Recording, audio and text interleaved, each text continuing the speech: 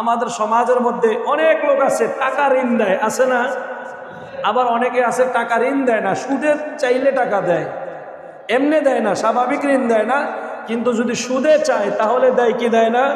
দেয়। এদের ব্যাপারে আল্লাহ তাআলা সামনের আয়াতের মধ্যে বলতেছেন, ওয়াইন কানা যু উসরাতিন ফানাজিরাতুন ইলা মাইসারা, যদি নাকি কোনো ঋণ গ্রহীতা ব্যক্তি সে যদি ঋণ আদায় করতে অপারগ হয়ে যায়, কোনো কারণবশত তার ইনকাম সোর্স কমে যায়, টাকাটা যে উদ্দেশ্যে নিছে, অনেক সময় এমন হয় ঋণ গ্রহীতা সে মনে মনে চিন্তা করে নিল, কিছু তো আছে বাটপার নিয়ে আবার চিন্তায় আছে মনে মনে, ঋণ নিলাম আর জীবনে দিব না। আছে না এরকম কথা বলে? আছে না এরকম কিছু মানুষ? আছে। এমনই এক লোক মনে করেন একবার 50,000 টাকা ঋণ দিয়েছে। ঋণ নেওয়ার পরে এখন ওই ব্যক্তিকে যে তাকে ঋণ দিছে, সময় যখন হয়েছে তার কাছে ঋণ চাইতেছে, এভাবে 1 মাস 2 মাস 3 মাস কয়েক মাস হয়ে গেছে, সে তার টাকার পরিশোধ করে না। এখন ঋণদাতা যে আছে সে ঋণ গ্রহীতাকে একদিন হাতে নাতে ধরছে, ধইরা বলতেছে, শোন, তোকে যেই টাকা ঋণ দিয়েছি কিয়ামতের পরে হইলেও আমার এই ঋণের টাকা পরিশোধ করা লাগবে। কথা বলছে কি? কিয়ামতের পরে হইলেও কি আমার টাকা দেওয়া লাগবে। ওই বেচারা বলতেছে, আলহামদুলিল্লাহ দোস্ত, আমারে যে এত লম্বা সময় তুমি দিছ, এত লম্বা সময় তো আর কেউ দেয় না, আমারে মায়া করে আরো 10,000 টাকা ঋণ দাও, কিয়ামতের পরে দিব। কথা বুঝেন নাই? দুনিয়াতে থাকতে আর দেওয়া লাগবে না। তো এটাই এখানের মধ্যে আল্লাহ তাআলা বলতেছেন, ওয়াইন কানা যু উসরাতিন, যদি কেউ ঋণ নেওয়ার পরে যদি দেউলিয়া হয়ে যায়। অনেকে আছে যেই উদ্দেশ্যে টাকাটা নিছিল, নেওয়ার পরে দেখা যায় উদ্দেশ্য তো বাস্তবায়ন হয় নাই, বরঞ্চ টাকাটাও শেষ হয়ে গেছে। হয় না এরকম?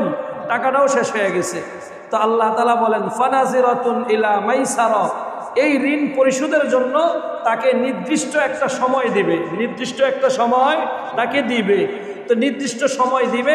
আবার আল্লাহ এটাও বলতেছেন, ওয়া আন তাসাদ্দাকু, যারা ঋণ নিছে এদের মধ্যে যদি কেউ এরকম হয় যে সে দেউলিয়া হয়ে গেছে, অর্থ ঋণ নেওয়ার পরে এখন আর তার সেটা আদায় করার মতো সামর্থ্য না থাকে, এমন অবস্থায় যদি তুমি বা তোমরা ওই টাকাটা যদি তাকে সদকা করে দাও, ঠিক আছে, দেওয়া লাগবে না, আমার সামর্থ্য আছে, আমি চলতে পারতেছি, আলহামদুলিল্লাহ, আল্লাহ আমাকে অনেক দিছে, তোমাকে এটা সদকা করে দিলাম, তুমি পারলে দিও, না পারলে আর দেওয়ার দরকার নাই, এমন যদি বলে, আল্লাহ বলেন খায়রুল লাকুম, এটা হবে তোমাদের জন্য উত্তম, ইন কুনতুম তা'লামুন, যদি তোমরা বুঝো, যদি তোমরা জানো।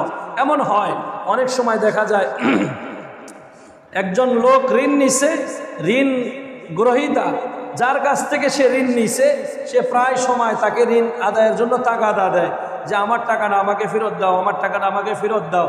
দেখা যায় যে ওই ব্যক্তি যে ঋণ নিছে সেই টাকাটা দিতে পারে না। এক সময় হয় বাধ্য হয়, না হয় বিরক্ত হয়, না হয় স্বেচ্ছায় ঋণদাতা বলে যে ঠিক আছে আর দেওয়া লাগবে না, যতটা মাফ করে দিলাম, বলে না এরকম কথা? বুঝছেন? এই কথাটাই আল্লাহ এখানে বলতেছেন। তো রাসূল করিম সাল্লাল্লাহু আলাইহি ওয়াসাল্লাম যারা নাকি ঋণ দেয় এদের ব্যাপারে বলতেছেন, যারা নাকি কি দেয়, কথা বলে না, যারা কি দেয়, ঋণ দেয়, এদের ব্যাপারে আল্লাহ রাসূল সাল্লাল্লাহু আলাইহি ওয়াসাল্লাম বলেছেন, যে ব্যক্তি অপর কোনো ব্যক্তিকে, উদাহরণস্বরূপ 1 লাখ টাকা ঋণ দিছে, কত টাকা? 1 লক্ষ টাকা ঋণ দিছে। ঋণ দেওয়ার পরে ওই ব্যক্তি নির্দিষ্ট একটা সময় দিছে যে আমি 6 মাস পরে আপনাকে এই টাকাটা দিয়ে দিব, অথবা আমার সামর্থ্য যখন হবে তখন আপনাকে দিয়ে দিব। আর ওই ঋণদাতা ব্যক্তি সেও বলে দিছে ঠিক আছে যখন পারবে তখনই তুমি দিও। এই কথা বলে যখন সে ঋণটা দিয়েছে, আল্লাহ রাসূল বলেছেন ওই ঋণ গ্রহীতা ব্যক্তি যতদিন পর্যন্ত এই ঋণটা পরিশোধ না করবে, ঋণদাতাকে আল্লাহ তাআলা ততদিন পর্যন্ত সমপরিমাণ টাকা আল্লাহর রাস্তায় সদকা করার সওয়াব দান করবেন। প্রতিদিন 1 লাখ টাকা কেউ ঋণ নিল, এখন 1 লাখ টাকা সে মনে করেন 1 বছর আদায় করতে পারে নাই, আপনি প্রতিদিন 1 লক্ষ টাকা আল্লাহর রাস্তায় দান করলে যে পরিমাণ সওয়াব পাবেন, আপনার আমল নামায় আল্লাহ সেই পরিমাণ সওয়াব দান করবেন। এরপরে আল্লাহ রাসূল সাল্লাল্লাহু আলাইহি সাল্লাম হাদিসের মধ্যে বলেছেন, আল্লাহর নবীর চাচাতো ভাই হযরত আব্দুল্লাহ ইবনে আব্বাস রাদিয়াল্লাহু তাআলা আনহু, উনি মদিনার মসজিদের মধ্যে এতেকাফরত অবস্থায় আছেন। মসজিদের মধ্যে কোন অবস্থায় আছেন? এতেকাফের মধ্যে আছেন। এমন অবস্থায় এক ব্যক্তি আসলো যে ঋণগ্রস্ত, অনেক টাকা ঋণী হয়ে গেছে। ওই ব্যক্তি আব্দুল্লাহ ইবনে আব্বাসের কাছে তার ঋণের ব্যাপারে অভিযোগ করলেন। আব্দুল্লাহ ইবনে আব্বাস রাদিয়াল্লাহু তাআলা আনহু মসজিদ থেকে বের হয়ে যাইতেছে। তো সাহাবায়ে কেরাম বললেন যে, হে আল্লাহর চাচাতো ভাই, আপনি এটা কি করতেছেন? আপনি তো এতেকাফের মধ্যে আছেন, আপনি কেন এখান থেকে বের হয়ে যাইতেছেন? তখন উনি আল্লাহ রাসূলের কবরের দিকে ইশারা করে বললেন যে, আমি এই কবরওয়ালার কাছ থেকে শুনেছি, যদি নাকি কোনো মুসলমান তার অপর কোনো মুসলমান ভাইয়ের একটা হাজত পূরণ করে, আল্লাহ তাআলা যে ব্যক্তি তার হাজতটা পূরণ করে দিয়েছে ওই ব্যক্তির 10টা হাজত পূরণ করে দিবে। তা আমি তো সামান্য ঋণ দিয়ে তাকে উপকার করতে চাইতেছি, আল্লাহ তো আমার 10টা হাজত পূরণ করবে। কয়টা হাজত? কথা বলে, কয়টা হাজত পূরণ করবে? 10টা হাজত আল্লাহ তাআলা পূরণ করে দিবেন। ঋণ দেওয়ার ব্যাপার আল্লাহ রাসূল এইভাবে বলেছেন,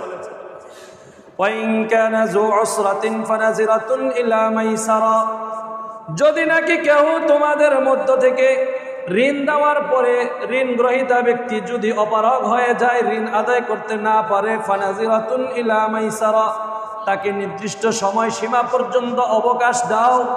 ওয়া আন তাসাদদাকু খায়রুল লাকুম ইন কুনতুম তা'লামুন, যদি তোমরা জানো তাহলে তোমাদের ওই ঋণের টাকাটা সদকা করে দিলে এটা হবে তোমাদের জন্য আরো উত্তম।